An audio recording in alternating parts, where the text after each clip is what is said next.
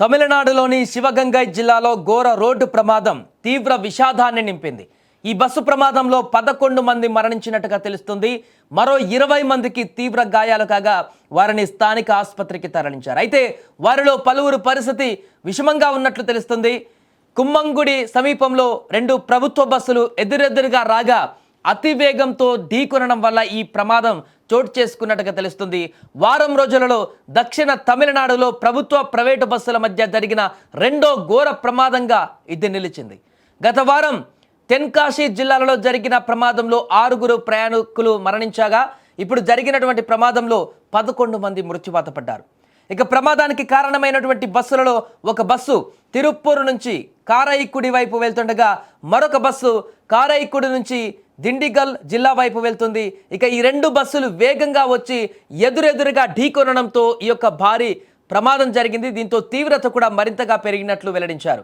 ఇక ఈ బస్సు ప్రమాదం జరిగిన వెంటనే స్థానికులు ఇతర ప్రయాణికులు అటువైపు వెళ్ళేటువంటి వారందరూ కూడా అలర్ట్ అయిపోయారు.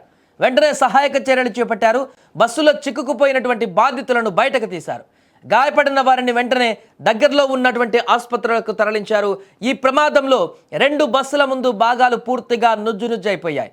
ఇకపోతే దక్షిణ తమిళనాడు ప్రాంతంలో బస్సులకు ప్రమాదం జరగడం గత వారం రోజులలో ఇది రెండవది కావడం గమనార్హం. కొన్ని రోజుల క్రితమే తెన్కాశీ జిల్లాలలో 2 ప్రైవేటు బస్సులు ఢీకొన్నాయి. ఆ ఘటనలో కూడా 6 మరణించారు.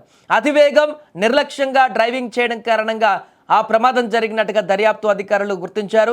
ప్రమాదాల సంఖ్య పెరుగుతున్న నేపథ్యంలో రవాణా శాఖ అధికారులు రోడ్డు భద్రతా నిబంధనలను కఠినతరం చేయాల్సిన అవసరం ఉందని కూడా డిమాండ్స్ వినిపిస్తున్నాయి. ఇప్పుడు అక్కడ వారం రోజుల్లోనే 4 బస్సుల ప్రమాదం, ఇక్కడ 2 ప్రైవేట్ బస్సులు 2 ప్రభుత్వ బస్సులు ఒకదానికొకటి ఢీకొన్నటువంటి ఘటనలు అనేటివి వారం రోజుల్లోనే ఒకదాని తర్వాత ఒకటి అక్కడ రావడం జరిగింది తమిళనాడులో. దీంతో ఒక్కసారిగా ప్రభుత్వం కూడా అక్కడ దీనిపైన సీరియస్గా ఫోకస్ చేస్తున్నట్టుగా తెలుస్తుంది. స్థానిక అధికారులు కూడా దీనిపైన ఆరా తీస్తున్నారు. ఎందుకు ఇలాంటి ప్రమాదాలు చోటు చేసుకుంటున్నాయి వరుసగా బస్సులకే ముఖ్యంగా. మన దగ్గర కూడా అదే ఘటనలు జరుగుతున్నాయి. ఈ మధ్యకాలంలో బస్సు ప్రమాదాల ఘటనలు తీరని శోకాన్ని మిగులుస్తున్నాయి, తీవ్ర విషాదంగా మారుతున్నాయి. అనేక కుటుంబాలలో పూర్తిగా నిశ్శబ్దాన్ని అదేవిధంగా చీకటిని మిగులుస్తున్నాయి ఇక్కడ కూడా.